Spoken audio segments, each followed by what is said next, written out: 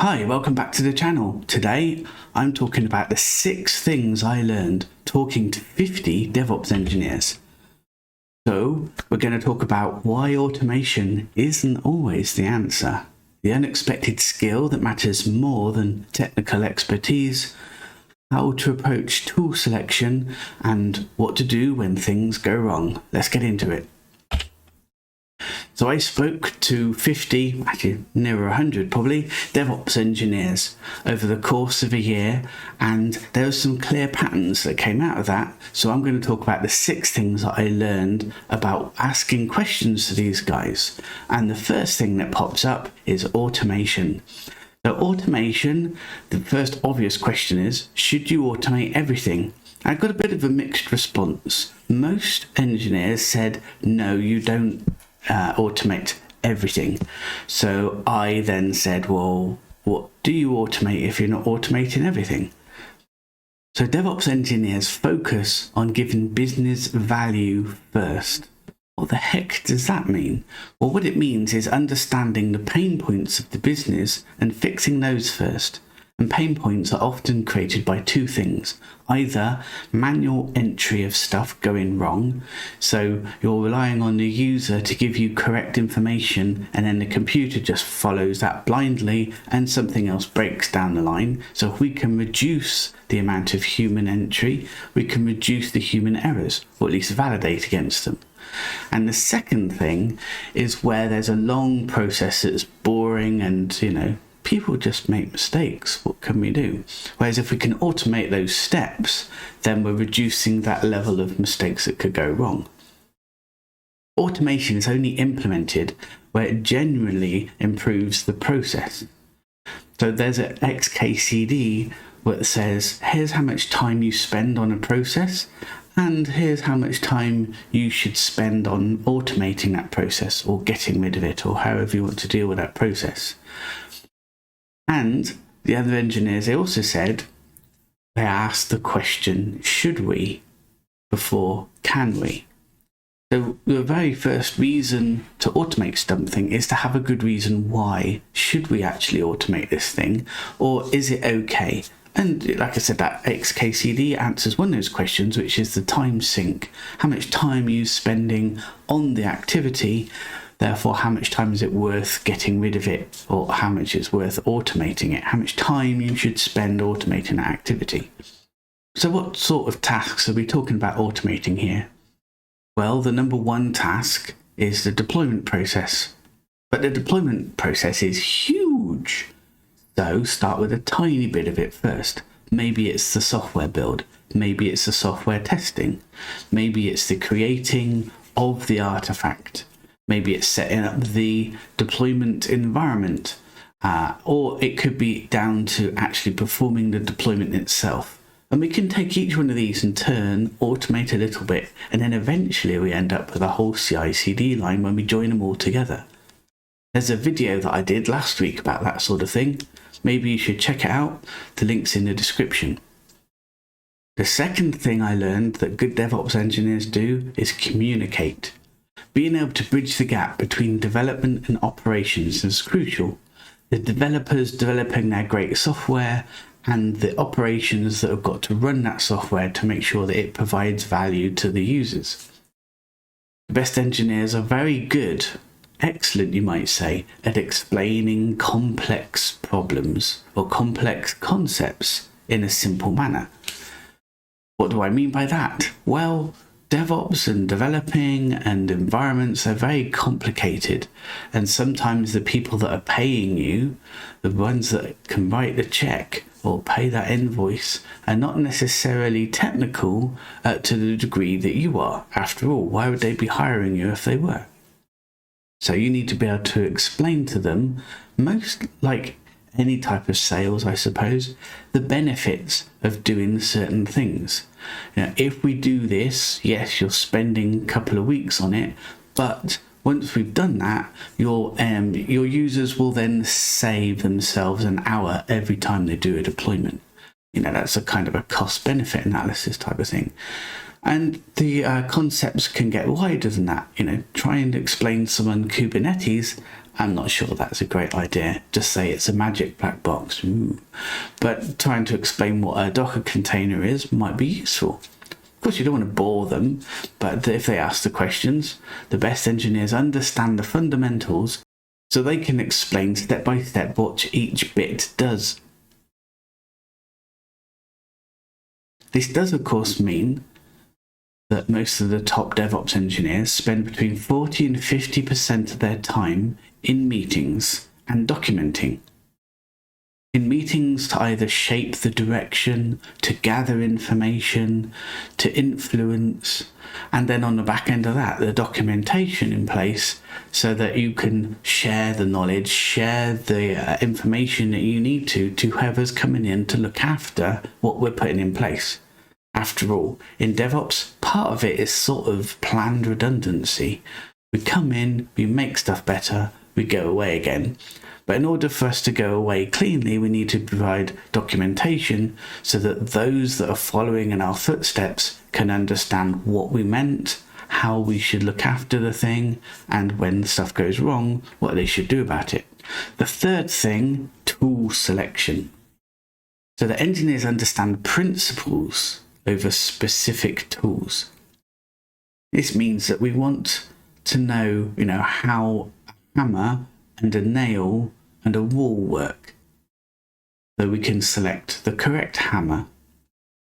Or we could take a step back from that and just understand the difference between a nail and a screw, and therefore realize that actually we need a screwdriver and not a hammer at all. So there's lots of tools out there that are available to the DevOps community, available to DevOps people, available to devs, available to sysadmins, and so these tools can be a hindrance or a benefit in your everyday working.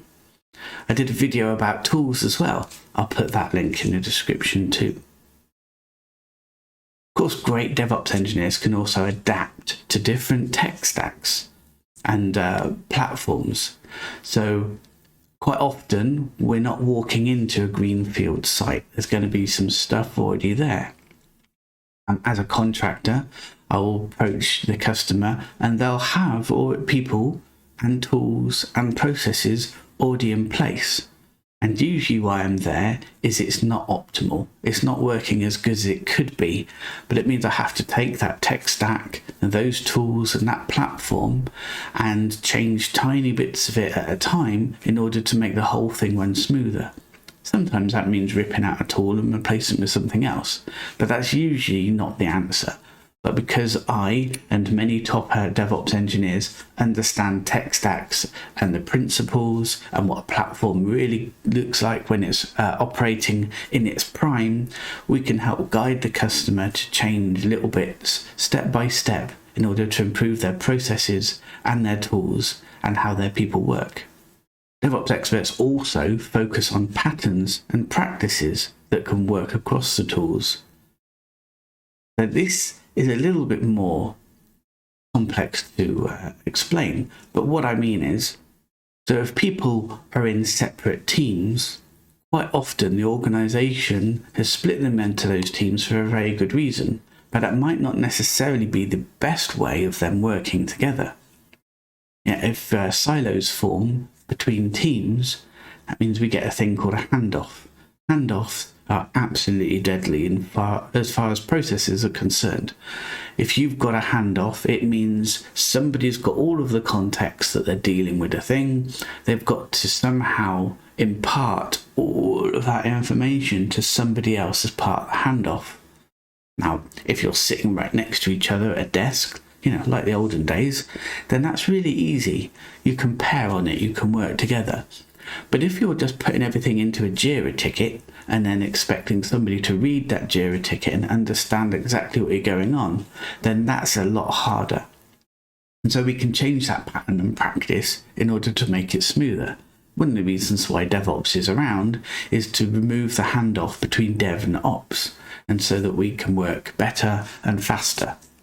So whilst talking to these DevOps experts and engineers, the fourth thing I learned is about incident management. What does this mean? So having a structured approach to handling failures is critical. Stuff will go wrong. I guarantee it. Stuff always goes wrong. It'll go wrong because of a number of things that all happened and conspired against you at once.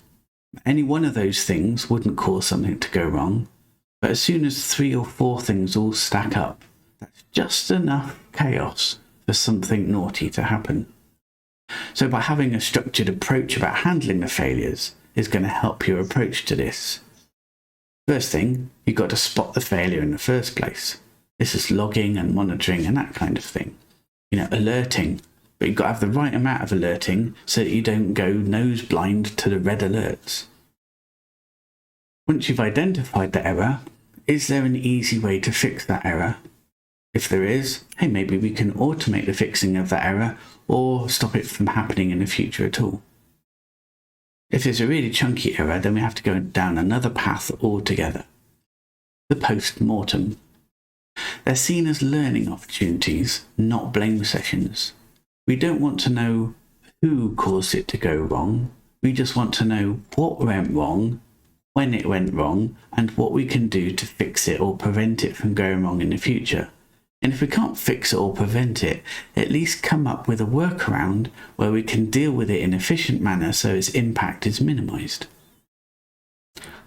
Also, these DevOps guys, they build systems expecting failure to happen. It will happen. So, with the monitoring in place to tell us when stuff goes wrong, maybe an automated thing to kind of try a couple of things first to fix it before we have to get a human involved, all help keep that system up and running. One cloud approach to problems is that making servers or Docker containers replaceable. So if one fails, it gets killed as quickly as possible and replaced as quickly as possible. If blink, you miss it. That container failed, that service failed, it's taken out of the pool and it's replaced by a nice fresh one. Completely automated.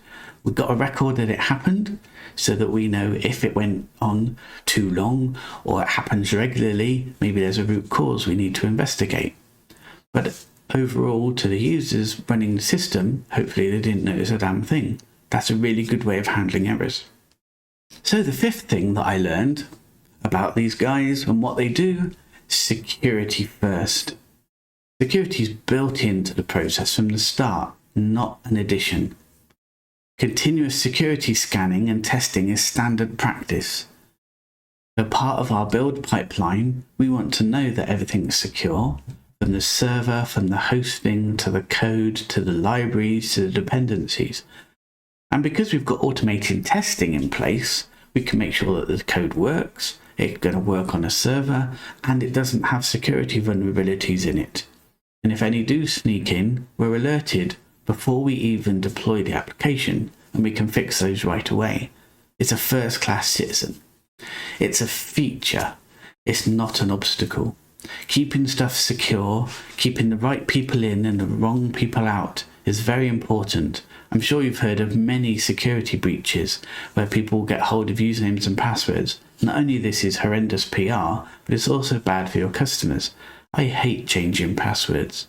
And so when I'm forced to, I hate the product. That might actually lose you customers. In my book, Who Moved My Servers, it's one of the 4 steps. Keep the data safe. And so security is a first-class citizen. Number 6, continuous learning.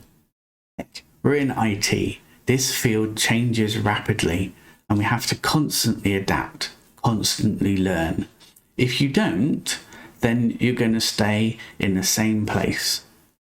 It could be worse. You might be washed downstream out to sea. So the guys I spoke to, they dedicate time weekly to learning new tools and new practices, staying up to date with the latest trends. Containers was once a new thing. Get on it. Serverless was a new thing. Deal with that too. AI may be a thing. And whatever's coming next down the road, we need to keep our eyes focused on what's going on around us and adapt and constantly learn. Also, as a side note, most of the guys and gals I spoke to have active side projects. They do this for two reasons. One, because of our mysterious minds, we don't want them to go bored and stale. But also, it's a way of being able to test new tech. We can set up a home lab with Docker containers, or a home lab with a couple of graphics cards and seeing what AI is all about. So being able to mess about with this stuff in our own space, in our own time, also keeps us fresh. And it's certainly something that I do quite a lot of. So that's the 6 things that I learned speaking to over 50 DevOps engineers. Have you got any questions for me? I'm a DevOps expert. I've been doing DevOps for over 10 years. I've been in IT for a lot longer than that. You can head over to devopsanswers.com, link in the description, where I'll give you the opportunity to ask me questions on a group session, and we can get into some meaty problems, or maybe just some advice where you're starting out. I hope you found this content useful. Keep in the loop by clicking subscribe. I'll tell you about the next videos coming up. And if you like this video, I'd really appreciate a smash on that like button. So until next time, may all your deployments be smooth.